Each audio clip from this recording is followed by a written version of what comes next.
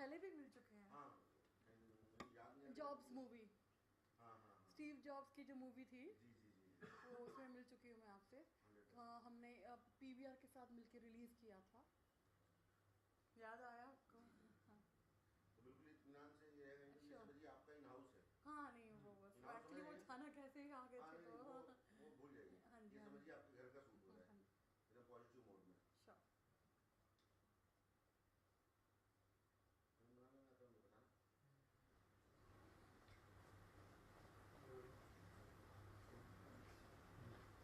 मुझे बताना। फिल्म दिखा दूंगा मैं उनको। ओके फिल्म देख लीजिए ठीक है।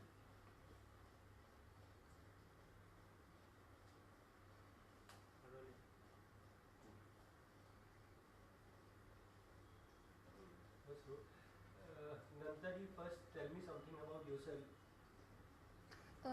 I started my business at 13 years with a scholarship money of 30,000 rupees in Durban. We are under United Nations Development Program. And I always wanted to be an entrepreneur. During that time, I was in 8th or 9th standard. And with that 30,000 US dollar, I opened office in the field of video conferencing and AV solution all over India. I opened 10 offices in India, and that time nobody took me seriously. I mean, people told me that the Ministry of Defense, Army, Prime Minister's office, and large corporates, they told me that ki, you must finish your school or college and then think about your career. But I was very determined, and I wanted to basically be in the entrepreneur field because Michael Dell was my role model. And Michael Dell, as you know, that he started his business at age of 14 by washing dishes in the Chinese restaurant. So I believe if he can do it, why not I? And also when I used to go for international seminar to represent my country, also they used to feel very odd that she's the only woman actually in this field, in fact in telecommunication also. So I received many awards, best most innovative technology specialist in the Asia Pacific in 2002 when I was Feed 15, 2003 best in same thing goes, and best in marketing in Asia Pacific. Last year I got best in enterprise solution from IDG Group, basically chain. It's a magazine based in US.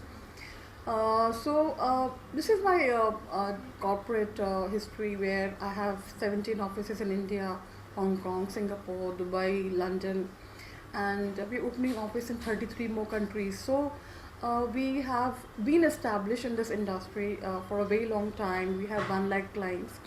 Besides this, I entered into digital cinema in 2003, multiplex solution in 2003, and I got into ad making, digital content sharing, and I have 1 lakh clients, so I used to do a lot of work for them. So slowly, I got into ad making. I have done 430 ads from 2005 till date, and I have been recognized for that, and I have been appreciated for my efforts because I make ads from selling point of view. I don't make ads from marketing point of view because they should give you immediate results, because now the way of selling, the way of marketing is totally different. So my father, who is from National School of Drama, he's passed out. He was with NCRT, and my mother, who's a FTI pass out, direction. They are from the film, from the creative background. So I have been basically in my own family. We have all creative people. They all are from this field only. So once it was their dream that I also be a part of this industry, and I have been a part in a different way altogether. So I have 4 movies: Midday, J Returns, Red, and Megacop. And all these movies basically are going to be directed by me. And there are some other projects we are producing. And we have produced projects earlier also. We have financed many big films also. So now this movie, Midday, is basically based on a true incident of journalist who was killed in 2011.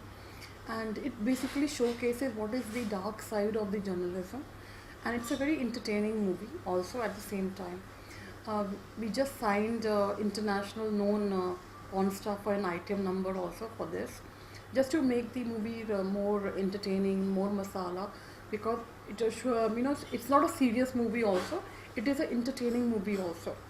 So then Jay Returns is basically on an Indian-based diplomat who was basically jailed for a wrong reason, and his sister is fighting for him from India, and we show a very deep, strong relationship between a sister and a brother, and but this is revealed by the journalist.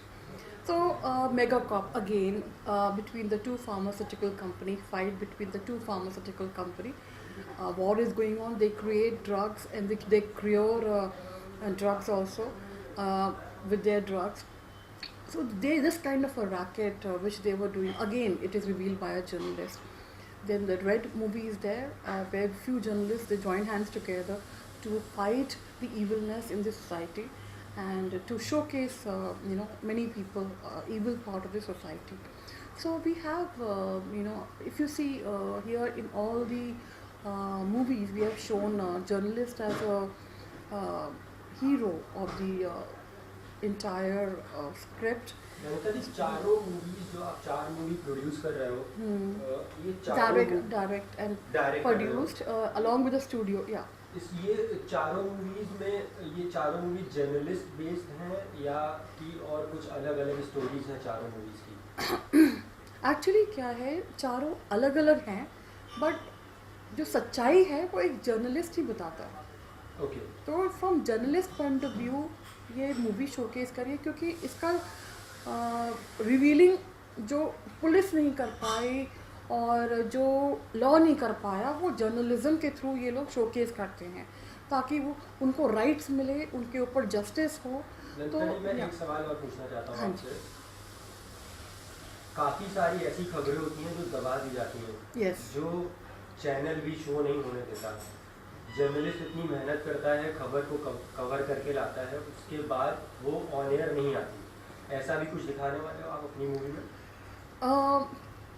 Actually क्या होता है कि इस point of view को भी हम showcase करने वाले हैं, पर क्या होता है कि हमें ये दिखाना है कि जर्नलिज्म इंडिया में कैसी होती है. अगर आप जर्नलिज्म यूरोप में देखो या यूएस में देखो या यूके में देखो, they lead a very calm life. उनके ऊपर कोई प्रेशर नहीं होता, उनको गवर्नमेंट से बेनिफिट्स भी मिलते हैं, उनको रिबेट भी मिलता है और फर्दर स्टडीज़ करने के लिए बहुत सारी चीज़ें मिलती हैं. पर यहाँ इंडिया में जर्नलिज्म उनकी जो सैलरी पैकेज होती है इतनी कम होती है, और वो उनको 20 घंटे काम कराया जाता है और फिर उनको कोई ट्रेनिंग नहीं देता. उनका आफ्टर रिटायरमेंट कुछ पेंशन नहीं है, कोई स्कीम नहीं है उनके पास. एक बहुत ही अनऑर्गेनाइज्ड सेक्टर की तरह यहाँ जर्नलिस्ट को तो क्या होता है कि एक क्यूरियोसिटी होती है कि इंडिया में जर्नलिस्ट कैसे काम करते हैं. टीवी जर्नलिस्ट डिफरेंटली काम करते हैं, मीडिया जर्नलिस्ट डिफरेंटली काम करते हैं. पर क्या होता है कि सिर्फ इसके होने से नहीं होता है. हमें कहीं ना कहीं जो प्रोफेशन है जर्नलिज्म, कहीं ना कहीं हमें एक लेवल में लेकर आना पड़ेगा वेयर दे गेट द ड्यूज़. मतलब अगर आप मीडिया के थ्रू जागरूकता कर रहे हो और न्यूज़ पहुंचा रहे हो लोगों को, आम आदमी में, तो कहीं ना कहीं उनको स्ट्रांग बनना पड़ेगा, ताकि हमें उनको पेंशन के बाद भी उनको सिक्योरिटी रहे. जैसे आर्मी में क्या होता है कि अगर कुछ होता है तो उनकी प्रोटेक्शन, उनकी आगे की जो फैमिली है उनको पेंशन मिलता है, उनको कोई स्कीम मिलता है. यहाँ ऐसा नहीं है. तो कहीं ना कहीं हमें जर्नलिज्म में भी कोई ऑर्गेनाइज्ड वो बनाना पड़ेगा किसी न किसी तरीके से. ममता जी, एक शो आ रहा है कलर्स चैनल पे, कोड रेड, शायद आपने देखा भी हो. मैंने नहीं देखा. भी कुछ ऐसी स्टोरीज आ रही हैं जो एक जर्नलिस्ट से रिलेटेड है, और उसमें जर्नलिस्ट को काफ़ी बार चोट भी पहुंची है और उस चैनल ने उसको क्लियरली दिखाया भी है. मेरी एक्चुअली जो कहानी मैं जो दर्शा रही हूँ वो एक्चुअली ट्रू इंसिडेंट पे है. वो क्या करते हैं कि एक पर्टिकुलर वो दिखाते हैं, बट मैं मल्टीपल लाइफ दिखा रही हूँ और ये रियल है, डायलॉग्स भी रियल हैं और जो सिचुएशन भी रियल है। तो वो ये नहीं है कि कोड रेड जो सीरियल है वो रियल नहीं है, उसकी जो स्केल है वो बहुत ही कम है, वो एक बहुत ही स्मॉल फोकस्ड एरिया है। एक तो मूवी के मुकाबले उसका जो लेवल है वो कम होगा, नेचुरल सी बात है। हाँ, हाँ। मगर जो उसकी स्टोरीज हैं वो रियल बेस्ड स्टोरीज हैं। हम्म, थोड़ा सा मॉडिफिकेशन है हम्म, जो कि एक शो में होना चाहिए, क्योंकि वो फुल रियलिटी शो के अंदर नहीं दिखा सकते। कुछ ऐसा आपकी मूवी में भी है कि आप पूरी फुल रियलिस्टिक दिखा रहे हो? देखिए, स्टोरीज़ तो आपको काफ़ी सारे रियल स्टोरीज़ मिलेंगे। कोड रेड में जो स्केलेबिलिटी है स्टोरीज़ की, वो बहुत ही लोअर लेवल की है। जो हम लोग दिखा रहे हैं वो बहुत हार्डकोर है, हार्ड हिटिंग है, और हार्ड फैक्ट्स भी दिखाता है। कहीं ना कहीं अंडरवर्ल्ड भी कनेक्टेड होते हैं, कहीं ना कहीं काफ़ी लोग कनेक्टेड होते हैं जो हम बताना चाहते हैं स्टोरी के थ्रू। और ये चीज़ें टीवी में बताई नहीं जा सकती, क्योंकि टेलीविज़न का जो माध्यम है वो एक लिमिटेड माध्यम है। ये जो मूवी का माध्यम है ये बड़े स्केल की माध्यम है, इसमें आप हर एक चीज़ दर्शा सकते हैं। बट जो टेलीविज़न की जो माध्यम है उनका लिमिटेशन है, तो इसलिए मुझे लगता है कि हम उससे और ये मूवी से बिल्कुल कनेक्ट नहीं कर सकते। अब क्योंकि हम लोग डिटेलिंग में जाते हैं, मूवी में डिटेलिंग में जाते हैं, डायलॉग्स में जाते हैं, इंटरटेनमेंट वैल्यू भी डालते हैं, तो उसमें हम हमारी जो सोच उस पॉइंट ऑफ व्यू से अलग होती है, इस पॉइंट ऑफ व्यू से अलग होती है। हाँ, एक चीज़ क्या कहते हैं, सच है कि कलम की भाषा को सही जगह यूज़ करे और क्या स्ट्रेंथ होती है, वो चीज़ स्ट्रेंथ कोड रेड में दिखाते हैं। इसमें क्या है कि कलम की भाषा को कितने लोग मिसयूज़ करते हैं, यूज़ करते हैं, और कलम की भाषा इंडिया में कैसे समझी जाती है हम वो दर्शाते हैं। तो बहुत ही प्रैक्टिकल टाइप की मूवी है जिसमें है, और ये कमर्शियल मूवी मैं बना रही हूँ। मैं इसको पहले एकेडमी अवार्ड्स में ले जाऊँगी, फिर इंडिया में हिंदी मूवी में रिलीज़ होगी, और इसको तमिल डब में रिलीज़ किया जाएगा। तो ये जितने भी मूवीज़ हैं ये इंटरनेशनल सिनेरियो के लिए भी है, फिर इंडियन मूवीज़ के लिए भी हैं, क्योंकि बहुत ही क्यूरियोसिटी होती है अंतर्राष्ट्रीय स्तर के मूवी में कि इंडियन जर्नलिज्म क्या है। अब कि सच्ची मुझ में किसी को पता नहीं होता। और सबसे बड़ी बात है जो क्राइम जर्नलिज्म है वो बहुत ही डिफ़िकल्ट होता है, लोगों को पता ही नहीं होता कि क्राइम जर्नलिज्म नाम की कोई चीज़ है। मैं आपको एक टाइम ऐसा था कि क्राइम जर्नलिज्म 8% था, आज के डेट में क्राइम जर्नलिज्म 18% है जो रेशो। तो इससे ये पता चलता है कि ग्रोथ हुई है, और कहीं ना कहीं जर्नलिस्ट ज़्यादा से ज़्यादा स्ट्रॉन्गर बने हैं। तो आप जो कह रहे हो कि पहले जो न्यूज़ दबा दी जाती थी अब नहीं होती, अब वो चीज़ होना भी बंद हो गया है, क्योंकि उन लोगों को भी समझ आ गया है कि किस तरीके से टैकल किया जाए। तो अभी कोई भी न्यूज़ कहीं भी आप दबा नहीं सकते। तो इतनी समझ जर्नलिज्म में तो है, जर्नलिज्म में है एक्चुअली, कि उनको कहीं भी आप किसी भी तरह दबा नहीं सकते, कहीं ना कहीं न्यूज़ तो आएगी ही आएगी। इंडिया के अंदर एक प्रावधान है आरटीआई का, हाँ हाँ, जो कि बाहर के देशों में नहीं है। यस। तो क्या फ़र्क है बाहर के देश, मतलब आउट ऑफ कंट्री क्राइम, और इंडिया के अंदर क्राइम? इंडिया के अंदर क्राइम जो है वो बहुत ज़्यादा क्राइम है। इंडिया के अंदर जो क्राइम है बेसिकली बहुत कैटेगरीज में क्राइम है, जैसे एक वुमन के ऊपर क्राइम है, एक चाइल्ड अब्यूज़ का क्राइम है, एक हाउस होल्ड का क्राइम है, एक एल्डरली उसका क्राइम है। तो जो क्राइम लेवल जो इंडिया में है वो बहुत ही ज़्यादा है, चाइना में भी ज़्यादा है। तो हर एक कंट्री में कोई ना कोई रेशो होता ही है, बट जो क्राइम लेवल जो इंडिया में है वो काफ़ी ज़्यादा है कंपेयर टू अदर्स। तो वो जो क्राइम लेवल है ज़्यादा है, इसलिए क्राइम जर्नलिज्म और हैं हमारी इंडिया में। क्राइम जर्नलिज्म इन अब्रॉड थोड़े कम हैं, और वो लोग समझते भी नहीं है कि क्राइम जर्नलिज्म को कैसे हैंडल किया जाए। तो कंपैरेटिवली क्राइम जर्नलिज्म इंडिया में ज़्यादा है देन अदर कंट्रीज़। 13 साल की एज, कॉर्पोरेट फील्ड में कदम, इतनी छोटी सी एज में एक बच्चा अपने पैरों पे खड़ा भी नहीं हो सकता। उस वक्त पे क्या सोचा था आपने, और कैसे आपने इंडिया के बाहर कदम रखा और इतनी बड़ी सक्सेस को हासिल किया? एक्चुअली क्या था कि मैंने अपनी एज नहीं लिखी थी, और एक टैलेंट सर्च एग्जामिनेशन हुआ था ये यूनाइटेड नेशन डेवलपमेंट प्रोग्राम में आने के लिए। मैंने एज नहीं लिखी और मैंने वो एग्ज़ाम पास किया तो मैं 97% मेरे नंबर्स आए। और कॉलेज के थे 71% आए, 89% आए, कुछ दिल्ली से, कुछ साउथ से। तो मैं सेलेक्ट हो गई। तो जब देखा कि एज इतनी कम है तो 18 इयर्स का होना चाहिए बाहर जाने के लिए। तो इंडियन सिलेबस के ऊपर था ये, इंडिया को रिप्रेजेंट करने के लिए। तो फिर मैंने कहा कि जब मैं डिज़र्व करती हूँ, मुझे 97% मिले तो मुझे अलाउ किया जाए। मैंने पहले उनको कन्विंस किया कि मेरे को बाहर भेजें। तो मैं बाहर गई और मैंने फिर क्या कहते हैं, मैंने फिर जाके डिबेट किया। वर्ल्ड के अलग अलग कंट्री से लोग आए थे और वहाँ मेरे को बेस्ट डिबेटर का अवार्ड मिला। और फिर मुझे $30,000 मिले स्कॉलरशिप के तौर पे। और मुझे वो पता था कि मुझे माइकल डेल बनना है। अगर वो कर सकता है तो मैं भी कर सकती हूँ। तो मैंने वहीं कॉर्पोरेट कंपनियों से कहा कि आप मुझे स्पॉन्सर करें इंडिया में, मुझे ट्रेनिंग दें। फिर उन्होंने मुझे हेल्प किया काफ़ी और मेरे ऊपर इन्वेस्टमेंट करी कि ऑफिस का सारा कुछ। तो मैंने फिर उसी $30,000 से अपना बिजनेस वेंचर शुरू किया। टेक्नोलॉजी में सीखा, इन्वेंटर्स ने मेरे को सिखाया। जिन लोगों ने वीडियो कॉन्फ्रेंसिंग इन्वेंट किया था उन लोगों ने मुझे डायरेक्ट ट्रेनिंग दी। तो क्या होता है कि अगर खुद में इतनी जिज्ञासा होती है या कुछ करने की होती है तो इंसान करता है। तो आई वॉज़ वेरी क्लियर। और मेरे फादर और मदर सीधे साधे गवर्नमेंट एम्प्लॉय थे। वो सोचते थे जैसे कोई बच्चा है बहुत सारे आइडियाज़ लेके घूमता है। क्योंकि ये जो एज होती है टिल 18 कोई सीरियसली लेता नहीं। कि इस एज में कोई भी सीरियसली नहीं लेता कि कोई सब पेरेंट्स सोचते हैं कि नए नए आइडियाज़ लेके आते हैं बच्चे या क्या।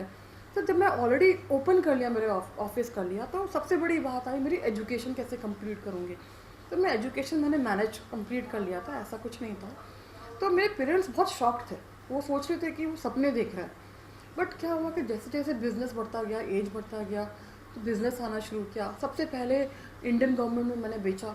तो वो कहते मैडम यहाँ इलेक्ट्रॉनिक टाइपराइटर है, कंप्यूटर तक नहीं आई, वीडियो कॉन्फ्रेंसिंग कैसे चलाएंगे। तो उस पॉइंट ऑफ व्यू से मैंने उनको दिखाया कि कैसे करते हैं। इंडियन आर्मी में मैंने बेचा, मिनिस्ट्री ऑफ डिफेंस में बेचा, लोकसभा में, राज्यसभा में, prime minister office, president suit, NTPC, ONGC, Procter and Gamble, Unilever. अगर आप ऑल ओवर इंडिया हमने बेचा। तो फिर क्या हुआ कि एक कॉन्फिडेंस लेवल आ जाता है कि ये है। फिर मैंने अवार्ड्स जीते, the most innovative technologist in the field of video conferencing in Asia Pacific. Last year मैंने best in enterprise solution in India, वो from the IDG group change, वहाँ मैंने किया। और सबसे बड़ी बात है in technology and telecommunication world wide there is no woman entrepreneur. और इंडिया से है वो भी, क्योंकि इंडियन वुमन एंटरप्रेन्योर लोगों ने देखा भी नहीं है। और थर्ड वर्ल्ड वाली तो कोई है भी नहीं है एक्चुअली। तो वो उनके, जब मैं जाती थी वहाँ बाहर अपने टेक्नोलॉजी के लिए भी, वो मुझे देखते थे कि ये कर पाएगी या नहीं कर पाएगी। तो ये चीज़ जो थी, मैंने ये हर्डल्स फेस करे। बट काम आपके बारे में बोलता है। जब काम अच्छा करते हो, आपका फोकस रहता है। आज की डेट में हमारी ऑफिस हांगकांग में, सिंगापुर में, दुबई में, लंदन में, और भी हम ऑफिस खोल रहे हैं with such a big staff. 17 offices हैं हमारे इंडिया में। तो वो चीज़ें हैं कि अगर आप क्लियर हो तो फिर आप काफ़ी कुछ कर सकते हैं। और इसलिए मैंने ये नया प्रोग्राम जो गेट कनेक्टेड प्रोग्राम है, जो 14 ईयर्स टू 18 ईयर्स, इसलिए किया है क्योंकि मैं उस लाइफ से जा चुकी हूँ, एक्चुअली दौर से जा चुकी हूँ। एंड ये जो टाइम है बहुत ही इनोवेटिव टाइम होता है from 14 years to 18 years get connected programme में। इसमें हम लोग इनवाइट कर रहे हैं काफ़ी सारे लोगों को जो यंग इनोवेटर्स हैं कि आप अपने आइडियाज़ दीजिए, आप हमें ईमेल करिए। आपके अगर आइडियाज़ हर एक फील्ड में, जैसे ऑर्गेनिक फार्मिंग से लेकर IT से लेकर फैशन से लेकर किसी भी इंडस्ट्री का हो, फार्मास्यूटिकल का लेकर, अगर आपके आइडियाज़ पसंद आ गए and you are the best, 20 लोगों को ढूंढ रहे हैं, तो हम उनको क्या करेंगे कि हम उनको गाइड करेंगे, मेंटर करेंगे, हम उनकी फर्दर स्टडीज़ पे भी इन्वेस्ट करेंगे, प्लस हम उनके बिजनेस में भी इन्वेस्ट करेंगे। फिर ऑन टॉप ऑफ दैट वो लोग प्रमोट करे जाएंगे हमारी मीडिया के लोगों से, जो हम चूज़ करेंगे along with my other corporate companies. तो ये ऑल ओवर इंडिया 20 लोग जो लीडर्स बनाए जाएंगे ये बना रहे हैं। तो ये एक पहली बार इंडिया में ऐसा होगा और पहली बार वर्ल्ड वाइड ऐसा होगा कि इस टाइप का प्रोग्राम होगा where we are trying to create new leaders right from the teenage. तो एक नई डायरेक्शन मिलेगी, एक नया सोच, प्लस पेरेंट्स क्या होते हैं कि पेरेंट्स को भी लगेगा कि हाँ हमें इनकी जिस सोच के बीच में नहीं आना चाहिए। हर एक पेरेंट्स का सोच अलग होता है अपने बच्चों के बारे में, बट यहाँ पेरेंट्स रियलाइज़ करेंगे कि यस इनके बच्चों में ये टैलेंट है और यही इंकरेज करना चाहिए। तो कहीं ना कहीं पेरेंट्स भी अफेक्ट करेंगे, उनको भी वो मिलेगा कि हाँ हमें ये सोचना चाहिए कि हमारे जो फील्ड हमारे बच्चों ने चूज़ किया है वो राइट फील्ड है। तो ऐसे it's a two way programme.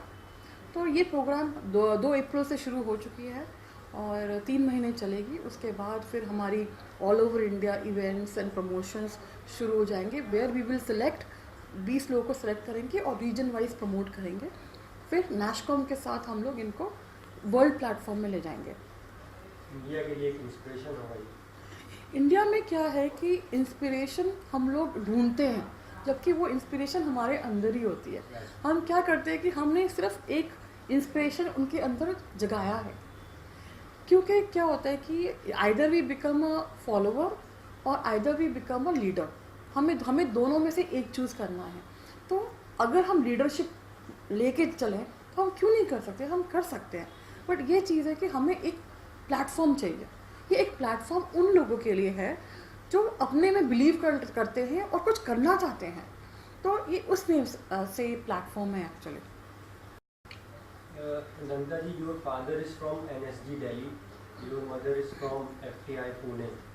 Your background is from corporate, and now you are coming with your movies. What is the connection between corporate and Bollywood?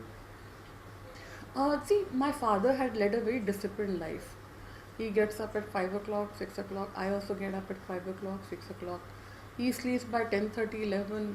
I also sleep at 10:30, 11. So, corporate or it is in Bollywood, I led a very disciplined life and a life with clarity. And my father has been a very honest person. Theatre, actually creativity was always there in our family. So I never had a problem. You will be very surprised that I am a trained Bharatanatyam dancer also. So I have done theatres in college. I have done theatres in various platforms. I have done 430 ad films also, directed them. So I am already from the creative field. But when it comes to direction, there is a responsibility. Direction means basically that you're trying to showcase a particular life of people, a particular story. So I feel direction is a very responsible work. It's not a commercial, or it is not like off the cuff kind of a responsibility. It's a very big responsibility. If I have come to do this, to be in this particular line, I want to be the best. There is no second best in this field for me. If I have been the best in my technology, my aim in this particular field, that I don't want to be second best. So I'm working hard towards it. I'm trying to do all those things basically which is correct. I'm trying to make myself more knowledgeable. I'm trying to correct myself also, and I'm trying to learn new techniques also. And being an ad director, it has helped me a lot. And being from a corporate also, it has helped me a lot, because you're more organized, you're more synchronized. So it has benefited me from everywhere actually. So I think that both the sides, it's like a coin from both the sides. So I have learned a lot from both the sides, and I am here to make a big place for myself. And let's see, we have produced movie earlier, and South also I have done. So let's see, let's hope for the best. And actually, it's not hoping for the best. We will make it the best.